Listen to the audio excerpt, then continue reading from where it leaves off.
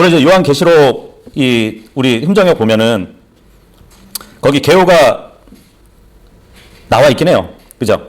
계시록 이렇게 처음 1장 보시면은 그 위에 계시록에 대한 개요가 나와 있거든요. 뭐 요한이 기록했고 뭐 기록 시기가 주 96년경. 예, 그리고 성격은 예언이다 하면서 이렇게 시작된 거 있죠. 네, 이것을 여러분들이 뭐 시간 날 때 한번 쭉 둘러보시고, 사실 이 계시록을 정말 제대로 연구하기 위해서는 주의사항이 하나 있긴 있어요. 예, 뭐냐면 이 계시록의 위치를 주목해 볼 필요가 있습니다. 이 계시록은 성경에서 몇 번째 책이죠? 66번 책이에요. 예, 가장 마지막 책이란 말이죠. 성경의 66권 책 중에서 마지막에 위치한 성경이 바로 요한계시록입니다. 그렇다면은 앞에 있는 65권의 책을 이해하지 못하면 결코 계시록을 이해할 수 없기 때문이에요. 그러니까 65권의 책을 이해하지 못하면 결코 계시록을 이해할 수 없기 때문에 하나님께서는 이 책을 성경의 맨 마지막에 두신 거예요. 예. 그런데 이 계시록에서 다뤄지는 내용들이 굉장히 이제 매력적인 주제들이 있기 때문에 많은 그리스도인들이 계시록부터 막 읽거나 또 계시록부터 공부하는 그러한 사람들이 많습니다. 물론 이제 사역자들도 회중에게 이 책부터 가르치려고 하고 있긴 해요. 다른 성경들보다 우선적으로 이 계시록을 먼저 가르치려고도 한단 말이죠. 그래서 많은 사람들이 계시록을 잘못 이해하고 혼란 가운데 있는 것, 그것은 결코 또 우연이 아니라고 볼 수 있습니다. 그럼에도 불구하고 이번에 계시록을 공부할 수밖에 없는 이유는 우리가 이제 주변을 돌아볼 때 뭐 이단들, 사이비들까지 계시록을 두고 이제 자기 교회의 교리를 삼기 위해서 자기들 마음대로 막 해석해가지고 그것을 구축해서 자신들의 교회의 교리를 채워버린단 말이죠. 뭐 우리도 몇 달 전에 그죠? 그 신천지 강사분하고 이렇게 와가지고 같이 뭐 토론을 해봤지만 굉장히 얼토당토하지 않잖아요. 그 계시록을 문자적으로 안 보고 비유로 보고 있기 때문에 영 방향이 엉뚱한 데로 가 있기 때문에 우리가 전혀 뭐 아예 말 자체가 통하지가 않잖아요. 그죠? 그랬던 것을 우리가 볼 수 있는데 이렇게 신천지 같은데 정말 그럴듯한 그 계시록 해석으로 혹시라도 이제 젖먹이 크리스천들이 미혹 당할 수도 있고 잘못된 종말을 배울 수 있기 때문에 정말 주님을 바르게 준비하지 못하고 교회와 또 사이비의 간격을 인식하지 못하고 잘못 신앙생활을 할 수 있기 때문에 그래서 우리가 물론 65권을 다 공부하지 않았지만 계시록을 뭐 공부하면서 그 이해되지 않는 부분들은 여러분들이 이제 유보시키면서 또 이해하기 쉬운 것은 정립하면서 차차 시간을 두고 그 함께 나누는 것을 한 번 더 뭐 복습하면서까지 여러분들이 정립하셨으면 하는 바람으로 같이 나눠보자 하는 것이에요. 이 계시록은 독립적인 책이 아니에요. 이 계시록은 하나님께서 인간 그리고 천사와 마귀와 또 땅을 다루시는 그러한 정점을 찍는 책입니다. 모든 것이 사라지고 난 후에 이제 인류 역사의 최대 사건만 남아 있어요. 그래서 성경 전체를 이해하지 못하면 결코 계시록을 이해할 수 없습니다. 그래서 최소한의 이제 성경을 못해도 1독 이상은 하시면 더욱더 이렇게 이해할 수 있는 그 영역이 넓어질 것이에요. 그리고 계시록의 404구절 중 이게 구절이 404구절이에요. 근데 그 구절 중에 278구절이 구약 성경을 인용하고 있어요. 그렇다면은 그러니까 반 이상의 구절이 구약 성경을 인용하고 있잖아요. 그렇기 때문에 구약의 전체 내용도 알고 있으면 이 계시록이 쉽게 다가올 수 있는 것이에요.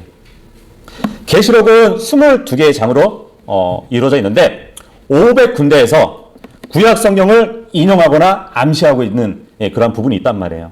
그래서 구약 성경을 제대로 이해하지 못한 채 계시록부터 공부하는 그런 많은 사람들이 이제 성경으로 해석이 돼야 되는데 그러지 못하다 보니까 구약 성경을 이해하지 못하고 있으니까 어떻게 이 계시록을 해석을 하려고 하냐면 현대 과학하고 계시록하고 이렇게 맞춰보면서 계시록을 해석하려고 한단 말이에요.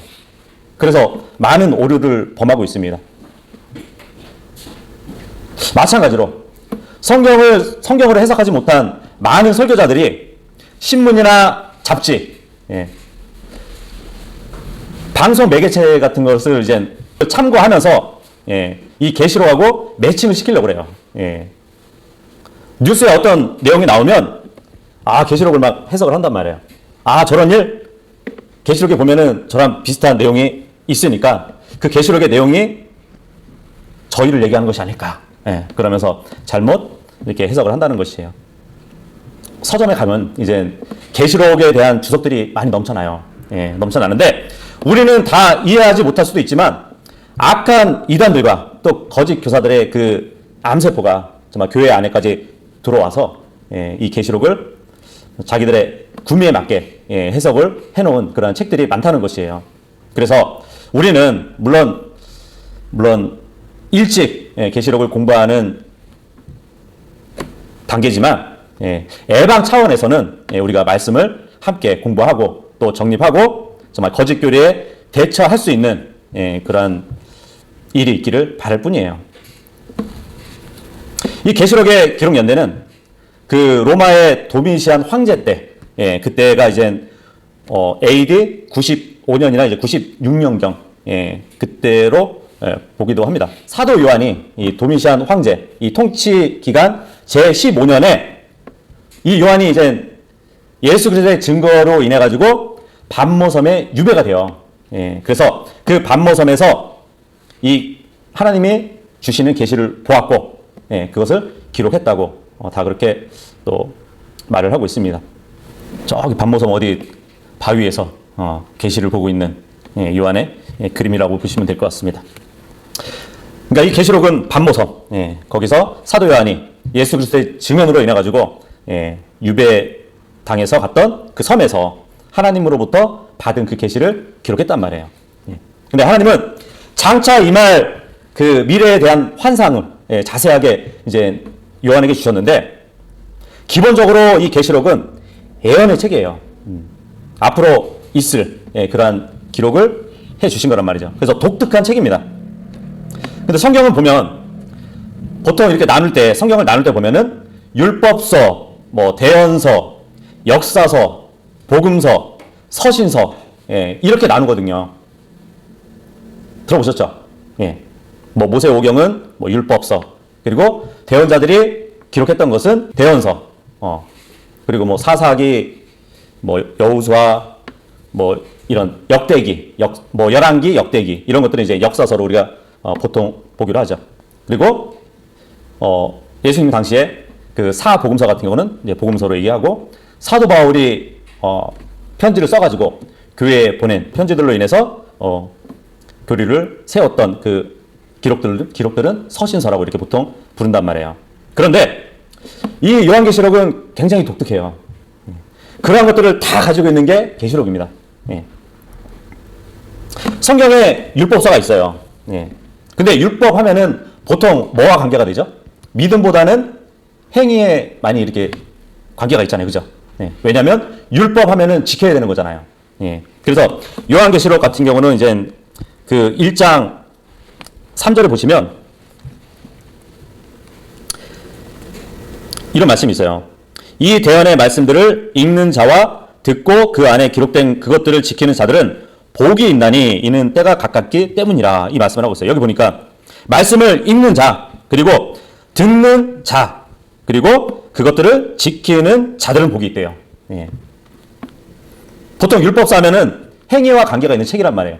지켜야 되는 책이란 말이죠. 그렇다고 해서 지금 요한계시록이 율법서가 아니에요. 율법서는 아닌데 그와 같이 지켜야 되는 행위와 관계 있는 책이라는 것이에요. 그리고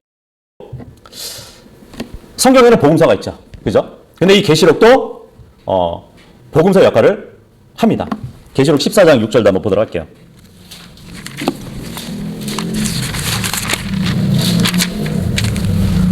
계시록 14장 6절 보면, 또 내가 보니 다른 천사가 하늘 한가운데로 날아가고 있는데 그가 땅에 거하는 자들 곧 모든 민족과 족속과 언어와 백성들에게 선포할 영존하는 복음을 가지고 있더라. 그가 큰 음성으로 이르되 하나님을 두려워하고 그분께 영광을 돌리라. 그분의 심판의 시간이 왔으니 하늘과 땅과 바다와 물들의 근원들을 만드신 분께 경배하라 하더라. 예. 여기 보니까 대환란 때에 복음이 선포돼요. 누구로 인해서요? 천사들로 인해서 복음이 선포되고 있습니다. 그러니까 이 계시록은 또 복음서 역할을 하는 것이에요. 그리고 성경에는 역사서가 있어요. 그죠? 계시록에는 7 교회가 등장을 하고 있는데 그 교회들의 내용을 보면 교회 역사에 일어났던 일들을 반영해 주고 있어요. 이것도 나중에 우리가 살펴볼 것인데 그리스도의 죽음 이후로 초대 교회부터 시작해가지고 마지막 배교하는 교회 시대까지 그러한 역사가 중요한 역사들이 기록되어 있단 말이에요. 그래서 1장에서 3장까지는 우리가 교회사를 또 배울 수 있습니다. 요한계시록을 통해서. 그리고 성경은 서신서가 있어요. 그죠? 이 계시록은 또 서신서이기도 해요. 1장 4절 보시면 요한은 아시아에 있는 7 교회에 편지하노니 지금도 계시고 전에도 계셨고 앞으로 오실 분과 그분의 왕자 앞에 계신 7 영과 이렇게 얘기를 하고 있습니다. 여기 보니까 7 교회에 편지를 한대요. 물론 여기 편지하노니 했을 때는 지금 이탈릭체로 기록되어 있죠. 글씨가 이렇게 기울어져 있는 것은 물론 원문에 없는 단어지만 이렇게 포함을 시키는 것이에요. 왜냐하면 이 문장이 완성을 시키기 위해서는 필요한 단어이기 때문에 넣는 것이거든요. 물론 그러니까 이제 편지라는 말은 없지만 여러 번에 걸쳐가지고 교회의 천사에게 쓰라는 말을 이렇게 계시록에 하고 있거든요. 기록하는 발신자 그리고 그 기록을 받는 수신자가 있으면 그거는 하나의 서신서가 될 수 있어요. 그죠? 그래서 계시록은 또 이제 성령님께서 문학적으로 이렇게 짜임새 있게 기록해 주신 성경입니다. 우리가 이제 그 계시록의 이제 구조를 이렇게 보면은 참 놀라운 걸 알 수 있어요. 정말 사람이 할 수 없고 오직 하나님의 영감을 받아서 기록될 수밖에 없겠구나. 그러한 문학적 기법이 계시록에 들어가 있거든요. 그래서 이제 문학 비평의 관점에서 보면은 굉장히 흥미로운 게 뭐냐면 교차대구라는 말을 들어보셨어요? 혹시? 교차대구. 그러한 어떠한 책의 구조가 교차대구라는 구조가 있단 말이에요. 그러니까 비슷한 구조에서 어떤 어휘나 형태가 같이 짝을 이루는 그러한 것을 교차대구라고 보통 얘기를 하거든요. 근데 이 신약 요한계시록이 그러한 대구법을 교차대구법을 이렇게 구조로 하고 있습니다. 지금 왼쪽에 보면은 계시록 1장 1절, 3절, 4절, 8절 이렇게 쭉 되어 있죠. 근데 계시록의 마지막 장이 22장이란 말이에요. 첫 장과 마지막 장이 어떠한 구조를 이루고 있나 한번 보세요. 계시록 1장 1절에 보면은 그 종들에게 보이시려고 이렇게 시작을 합니다. 근데 마지막 22장에도 보면은 그 종들에게 보이시려고 이렇게 얘기를 해요. 그리고 첫 번째 장에 반드시 속히 될 일을 말씀을 하시는데 마지막에 책에서도 반드시 속히 될 일을 말해주고 있어요. 그리고 그 밑으로도 예수님께서 천사들을 보내신 것, 그리고 우리가 조금 아까 읽어봤던 이 대언의 말씀을 지키는 자들이 복이 있다는 것, 그리고 예언의 말씀, 그리고 때가 가까움이라, 그리고 7 교회가 나오고요. 그리고 1장 8절에 알파와 오메가라는 말이 마지막 책에 보면은 알파와 오메가라는 그 단어가 또 나오긴 해요. 신기하죠? 마치 거울을 보는 것 같아요. 거울을. 그죠? 거울을 보는 것처럼. 그리고 여기 보시면은 또 7 교회하고 새 예루살렘하고 이렇게 또 교차 구조를 이루고 있어요. 그러니까 앞장에는 이제 7 교회에 대해서 나오는데 저 뒷장에 가면 이제 새 예루살렘에 대해서 나온단 말이죠. 근데 이 7 교회는 7 등잔대 사이에 계시는 주님이 이렇게 등장을 합니다. 물론 여기 나온 거는 이제 7 촛대라고 되어 있는데 우리 성경에는 이제 7 등장대로 되어 있어요. 일곱 등잔대 사이에 다니시는 예수님이 기록되어 있는데 저 뒷장에 가면은 예수님이 영원한 등불이 되세요. 예. 그리고 앞장에는 생명나무, 그리고 뒷장에 가면 또 생명나무가 나오고요. 그리고 이제 앞장에는 열린 문이 나오는데 뒷장에 가면은 결코 닫히지 않는 문이 나와요. 예. 그리고 앞장에는 보좌에 앉으신 주님이 나오는데 뒷장에 가면 하나님과 어린 양의 보좌에 대해서 나옵니다. 예. 그리고 새 예루살렘과 내가 속히 오리라 이 말씀이 이제 3장에 다 기록되어 있는데 저 뒷장 마지막 장하고 그 마지막 앞장에 보면은 예, 새 예루살렘하고 내가 속히 오리라 이 말씀이 또 이렇게 등장을 한단 말이에요. 예. 처음과 끝 예, 서로 마주보고 있는 것 같죠, 그죠? 예. 마찬가지예요. 지금 7인이 떼어지는 그 장면이 계시록에 나오는데 이것도 보면은 예수님이 이제 천년왕국을 이루시는 그 시점에서 예, 이렇게 같이 교차 구조가 되어 있습니다. 예. 하늘이 열리고 누가 올라가죠? 여기 그 계시록 4장 1절에 보면 요한이 하늘이 열리고 올라가는 장면이 나와요. 그런데 저 뒷장에 19장 가면은 하늘이 열리고 예수님이 내려오세요. 예, 재림하신단 말이에요. 그리고 6장에 가면 흰말 탄 자가 이렇게 앞에 나오고 그 뒤에 여러 색깔로 이루어진 말들이 이렇게 등장하는 기록이 있습니다. 근데 19장에 가면 흰말을 타신 예수님이 등장하면서 그 뒤를 따르는 흰말들이 또 있어요. 근데 그 흰말을 탄 무리들이 기록되어 있습니다. 예. 우리죠. 그죠? 예수님이 이 땅에 오실 때 함께 오잖아요.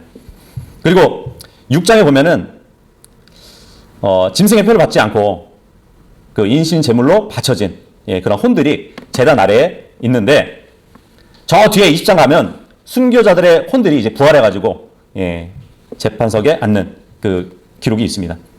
그리고 6장에는 이제 흰 옷에 대해서 나오고 마지막도 이제 흰 옷에 대해서 기록을 하고요.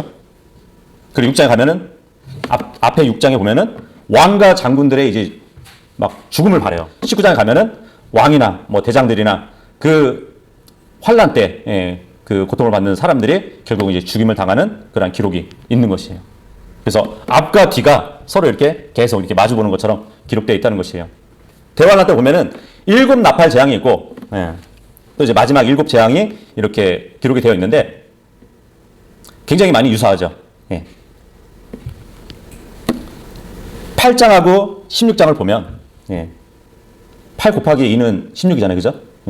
8장하고 16장 보면 땅, 바다, 뭐 강, 물, 근원 이게 이제 또 서로 마주보고 있어요. 기록들이. 그래서 전체적인 걸 보면은 요런 표대로 이루어지고 있는 것이에요. 끝과 끝이 마주보고 그 앞에 그러니까 두 번째 장과 또 그 뒤에서 다음 장이 마주보고 중간에 책과 그 후 중간에 있는 책하고 마주보고 이러한 문학적 구조로 기록이 되어 있다는 것이에요. 신기하지 않나요? 사람이 이렇게 쓸 수는 없을 거예요. 그죠? 하지만 하나님께서 영감을 주신 책이기 때문에 정말 사람들이 흉내낼 수 없는 그러한 문학적 기술로 이렇게 기록을 해 주신 겁니다. 그래서 하나님의 영감으로 주어진 이 성경은 정말 어느 누구도 따라할 수 없는 그 문학적 기술로 짜임새 있게 이렇게 기록을 해 주신 것이에요. 근데 이 성경이 바로 우리 손에 주어졌다는 것입니다. 우리가 이제 계시록을 보게 되면 이 마지막 책 계시록은 사실상 성경에서 가장 쉬운 책이에요. 왜냐하면 이 계시라는 말이 감추어진 것을 열어 보여준다는 뜻이 있단 말이죠. 그래서 감추어진 것을 열어주신다면 누구나 알 수 있기 때문에 이 계시록은 성경에서 쉬운 책이에요.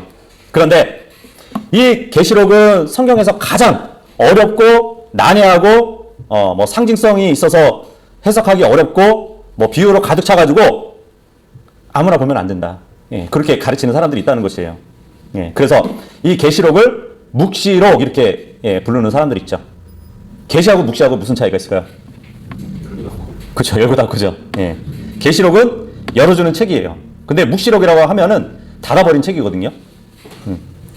다니엘서에 보면은 주님이 다니엘에게 환상 계시를 보여주시지만 봉인하라고 말씀을 하세요. 봉인하라고. 예, 그게 묵시록이에요. 근데 계시록은 여러 보여주시는 거란 말이에요. 예, 그래서 비밀의 책이 아니에요. 예, 결코 어렵거나 난해한 책이 아니라는 것이에요. 정말 누구든지 더하거나 빼지 않고 기록된 그대로 믿기만 한다면 이해하기 어려운 책이 아니라는 것이에요. 근데 대부분의 사람들이 계시록을 어려워하는 것은 믿지 못하기 때문에 어려운 것이에요. 예. 그래서 막 학위를 내세우는 그 사람들로부터 정말 계시록은 뭐 상징과 비유로 가득 찬 난해한 책이라고 그렇게 이야기를 하고 있기 때문에 그 밑에서 배우는 사람들은 이거 아무나 보고 아무나 이렇게 해석하고 그러는 책이 아니구나 이렇게 얘기를 한단 말이에요. 그 장로교회 같은 경우도 보면은 성경을 다 문자로 보진 않아요.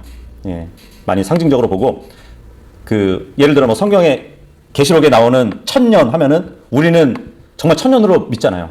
예, 말 그대로 1000년. 그거는 영적인 1000년이다 이렇게 막 해석을 한단 말이에요. 장로교회 같은 경우는. 그러니까 문자적으로 안 보고 상징적으로만 보다 보니까 해석을 못 하는 거예요. 그래서 장로교회 창시자 칼빈 같은 경우는 계시록만 빼고 다 주석을 했어요. 예. 계시록 하나만 주석을 못 했어요. 그 정도로 이제 난해한 책으로 본 거죠. 왜냐하면 이전의 책들도 좀 이렇게 이스라엘 백성에게 주어진 그런 언약들도 다 교회로 이렇게 교회에게 적용을 시키다 보니까 그러니까 문자 그대로 보지 않았던 것이죠. 근데 계시록에 와서 보니까 이거를 어디서부터 어디까지 이제 상징으로 풀어야 될까 하다가 이제 결국 손 들고 주석을 못했다는 것이에요. 그런데 만약에 이 계시록이 정말 아무도 읽지 못하는 묵시록 같은 닫혀진 책이라면, 그러니까 이방인, 유대인, 교회 이 국가들의 미래를 알 수 있게 해준 책이란 말이에요. 그리고 사탄과 그 사탄을 따르는 그 바벨론 종교가 어떻게 파멸이 될 것인지 그것을 설명해 주는 책이 바로 계시록이란 말이에요.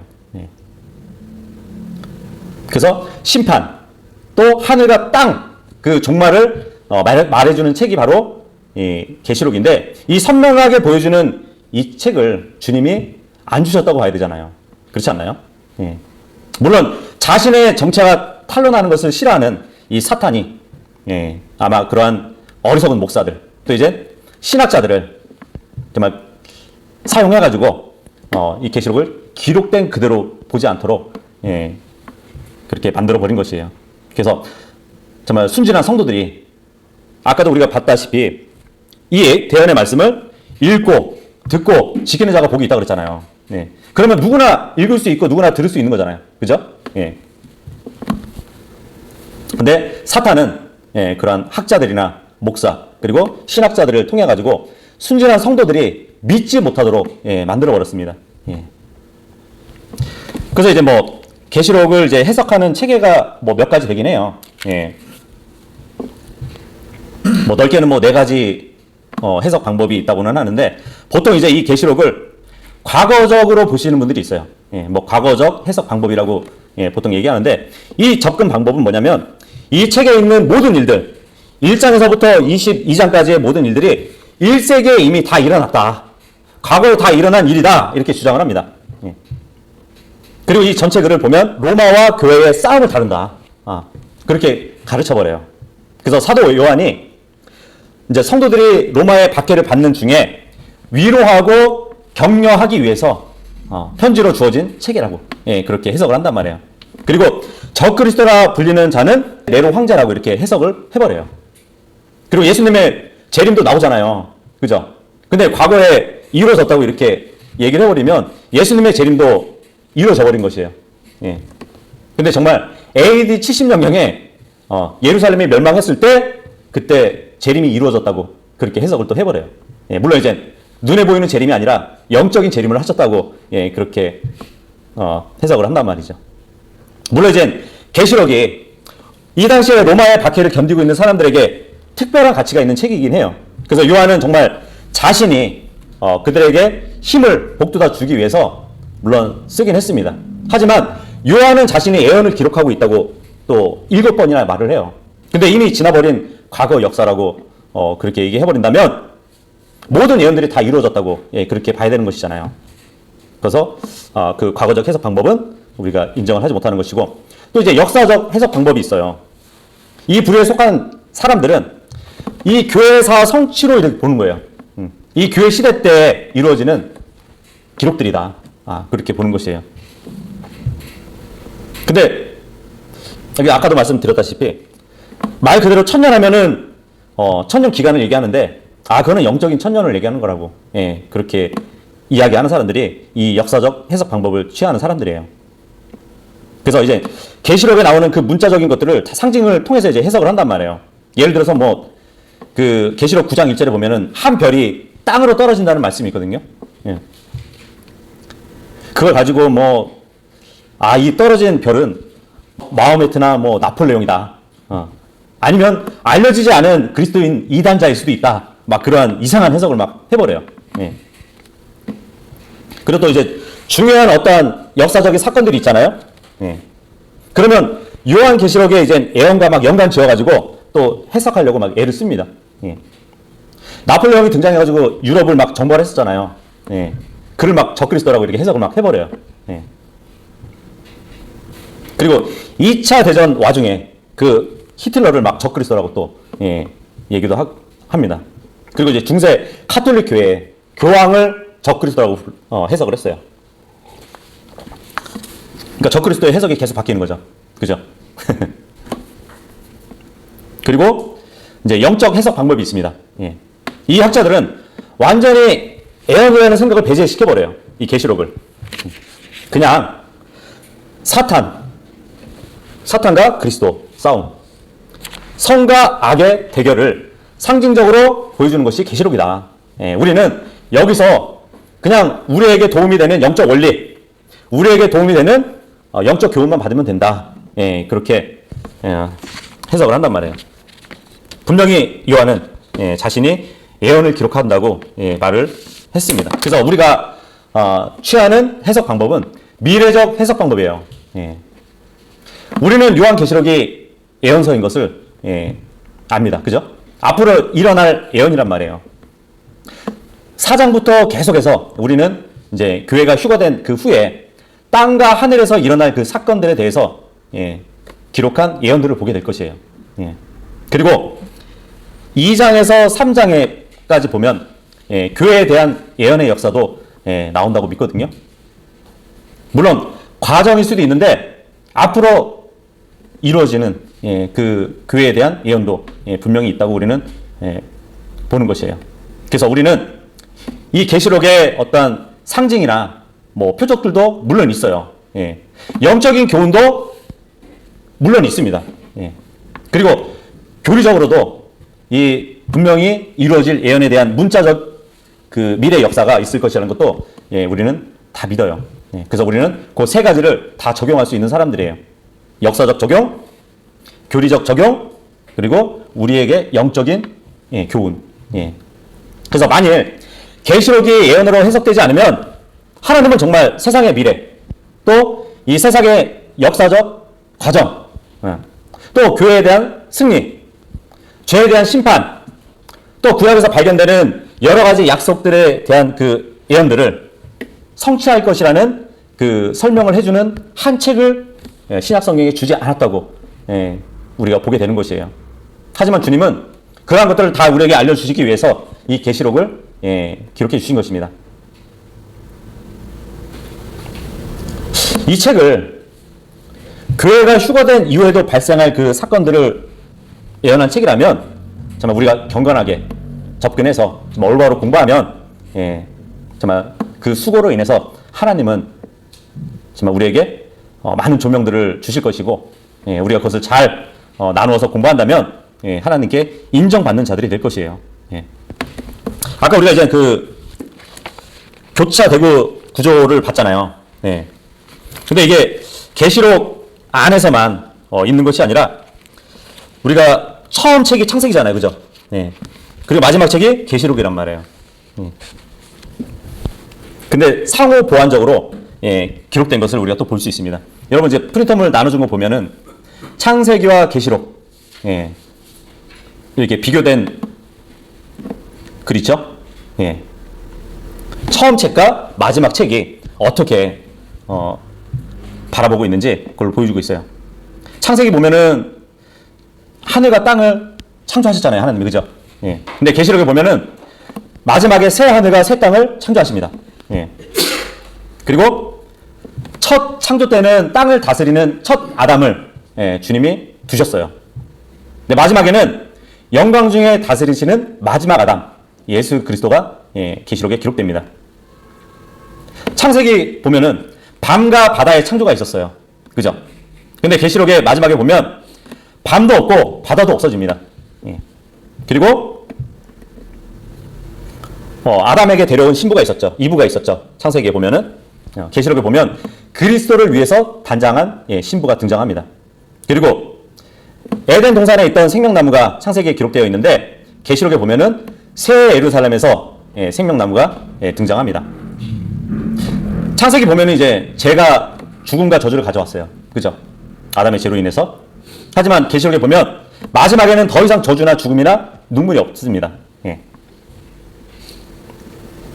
창세기는 그리스도와 사탄의 대결이 시작돼요. 여인의 씨와 뱀의 씨의 대결이 시작되는데 계시록에 보면은 그 사탄의 마지막 운명이 기록됩니다. 그리고 창세기에 보면은 죄로 인해서 하나님의 면전에서 쫓겨난 한 인간을 기록됐다면 계시록에는 사람들이 이제 영광 중에 주님의 얼굴을 보게 될 것이에요. 창세기 22장에 보면은 아브라함이 이삭을 주님께 바치는 그 장면에서 이삭이 한 말 있죠. 어린 양은 어디 있냐고. 그죠? 창세기에 그렇게 기록되어 있는데 계시록에 보면은 그 어린 양은 왕자에 계셔요. 그죠? 22장 3절에 보면.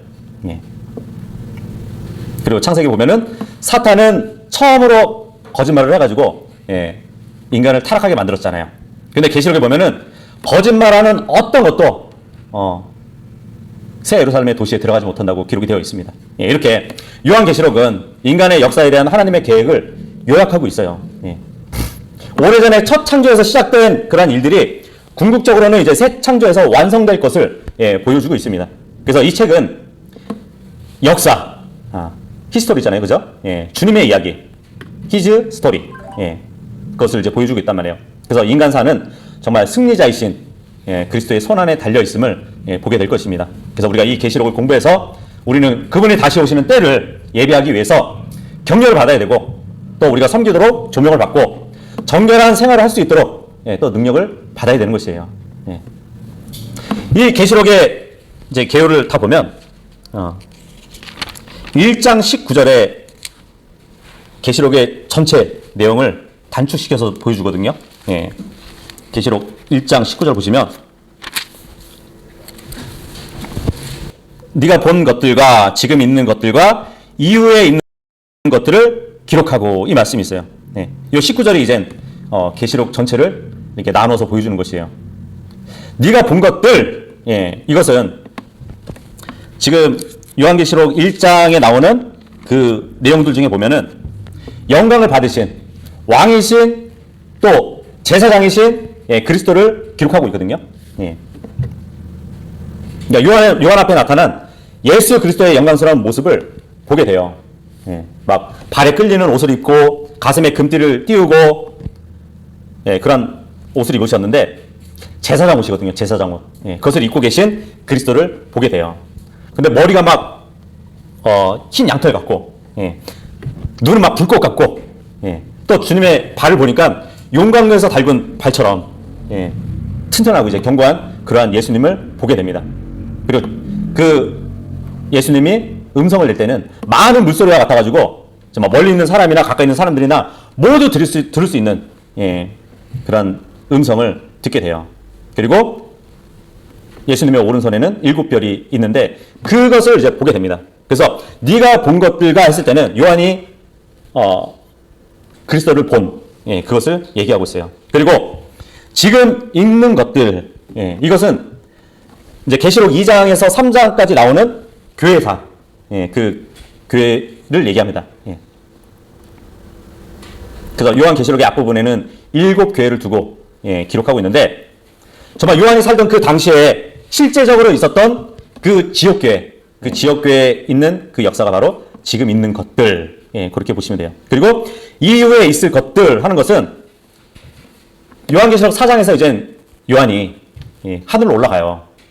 하늘로 올라가서 하늘에 있는 것들을 이렇게 보고 기록을 하는데 4장에서 22장까지 나오는 예언적인 사건들을 얘기합니다. 이리 올라오라 했을 때 요한이 하늘로 올라가서 이제 그 다음부터 22장까지 쭉 예언의 일들을 기록한단 말이에요. 그래서 네가 본 것들과 지금 있는 것들과 이후에 있는 것들 이것을 기록하라고 말씀을 한 것이 바로 계시록이란 말이에요. 그렇게 나눠지는 것이에요. 그리고 이제 여러분 나눠준 거기 보면은 일곱이라는 단어가 많이 나오죠. 그죠? 일곱 교회 일곱 촛대 그러니까 일곱 등잔 때 일곱 별 하나님의 일곱 영 타고 있는 일곱 등불 일곱 봉이 일곱 천사 일곱 나팔 일곱 천둥 7,000명이 또 죽음을 당하죠. 또 일곱 머리의 짐승 일곱 왕관 일곱 재앙 일곱 금병 일곱 산 일곱 왕.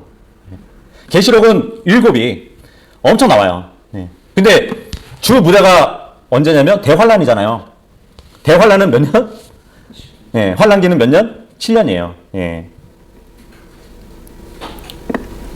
그래서 이제 계시록에 보면은 일곱들에 관한 그런 단어들을 많이 보게 됩니다. 17장에서 20장까지 보면 일곱 가지의 파멸들이 나와요. 그리고 21장에서 22장까지 가면 일곱 가지의 새로운 것들을 묘사하고 있습니다. 그리고 계시록에 보면 주 예수 그리스도께서 7번 말씀하시는 게 있는데 바로 7가지의 복이에요. 거기 보면은 7가지 복이 있죠. 이 대언의 말씀을 읽는 자들은 복이 있어요. 그리고 주님 안에서 죽은 자들은 복이 있어요. 이게 계시록에 다 기록되어 있는 것들이에요. 깨어서 주님의 재림을 기다리는 자들은 복이 있대요. 그리고 어린 양의 혼인 만찬에 부르심을 받은 자들은 복이 있다고 합니다. 첫째 부활에 참여한 자들은 복이 있고요. 또 이 책의 말씀들을 지키는 자가 복이 있대요. 그리고 주님의 명령들을 행하는 자들은 복이 있다고 합니다. 다 우리에게 적용되는 것이에요. 그렇다면은 우리가 이것들을 지키면 우리는 복된 자들이 되겠죠. 그죠?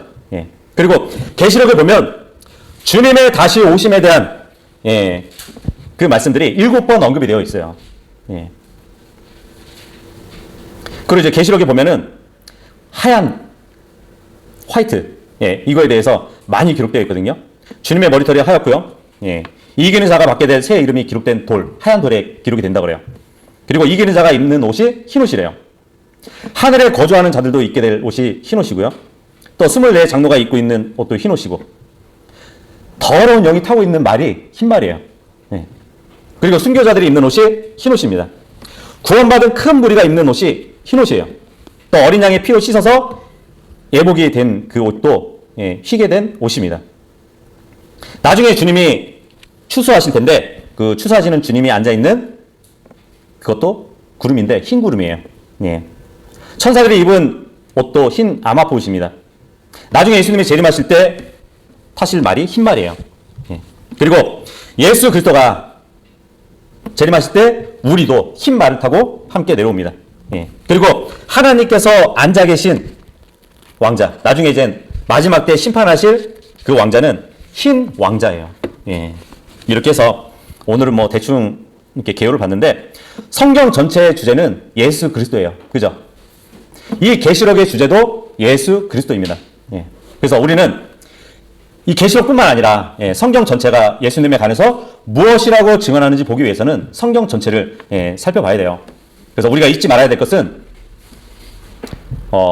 성경 전체를 우리가 알아야 계시록도 쉽게 알 수 있는 것이에요. 그래서 성경의 주제는 예수 그리스도이기 때문에 우리가 성경을 알기 위해서는 예수님을 알기 위해서는 단순히 정보와 또 지식만 쌓는 것이 아니라 그 말씀에 따라서 우리가 행해야 되는 것이죠. 그죠? 단순히 막 정보만 쌓고 또 지식만 쌓는 것은 아무 소용이 없어요. 우리는 성경이 증언하시는 그 예수님과 관계를 맺고 친밀한 교제를 나눠야 되는 것입니다.